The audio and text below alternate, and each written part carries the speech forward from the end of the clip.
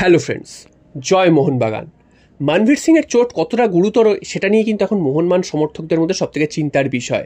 কারণ মনভীর সিং জাতীয় দলে গিয়েছিলেন, সেখানে তিনি কিন্তু মালদ্বীপস এবং বাংলাদেশের বিরুদ্ধে খেলার জন্য প্রস্তুত ছিলেন। তবে মালদ্বীপসের বিরুদ্ধে ফ্রেন্ডলি ম্যাচ খেলার আগেই তার কিন্তু এই চোটের খবরটা আসে এবং তড়িঘড়ি কিন্তু ভারতীয় দল থেকে তাকে ফেরত পাঠিয়ে দেওয়া হয় কলকাতায়।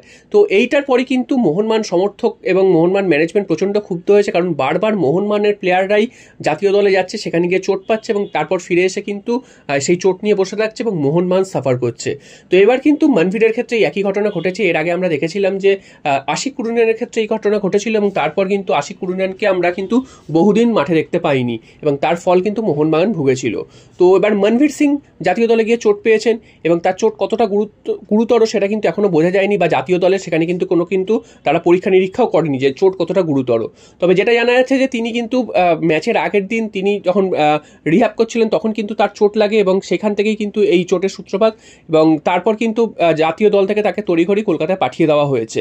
এবার মোহনবাগান অনুশীলনে কিন্তু আজকের মনভীর সিংকে দেখা গেছে তিনি কিন্তু এসছিলেন। তবে তিনি এসছিলেন মানে এই নয় যে তিনি অনুশীলন করেছেন, তিনি এসে কিন্তু ডাক্তার বা ফিজিও যারা রয়েছেন তাদের সাথে কথা বলেছেন এবং তার চোটের জায়গায় পরীক্ষা করা হবে সেটাই কিন্তু জানা যাচ্ছে এবং তারপরে কিন্তু বোঝা যাবে তার চোট কতটা গুরুতর।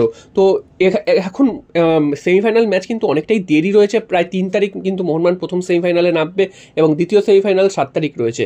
তো এখনও কিন্তু হাতে প্রায় 12 দিন মতন সময় রয়েছে। তো এই 12 দিনে যদি মনভীর সিংয়ের চোট খুব একটা গুরুতর না হয় তাহলে এই 12 দিনে তার সেরে যাওয়া উচিত এবং তারপর কিন্তু দলের সাথে প্র্যাকটিস করে তিনি কিন্তু সেমিফাইনাল ম্যাচে নামার জায়গায় চলে আসতে পারবেন। আর একান্তই যদি তিনি না পারেন সেক্ষেত্রে কিন্তু প্রথম সেমিফাইনালটা তার মিস হতে পারে। দ্বিতীয় সেমিফাইনালেও তো তিনি খেলতে পারেন, কারণ দ্বিতীয় সেমিফাইনাল এখন হতে কি প্রায় 16-17 দিন বাকি। তো দেখা যাক, আমরা চাইবো যে মনভীর সিং যত তাড়াতাড়ি সম্ভব সুস্থ হয়ে উঠুন এবং মোহনবাগানের তিনি মোহনবাগানের সাথে প্র্যাকটিস শুরু করুন এবং প্রথম সেমিফাইনাল দ্বিতীয় সেমিফাইনাল দুটো ম্যাচেই তিনি খেলুক। তো এটা কারণ মোহনবাগানের কিন্তু মনভীর সিং একটা অপরিহার্য প্লেয়ার।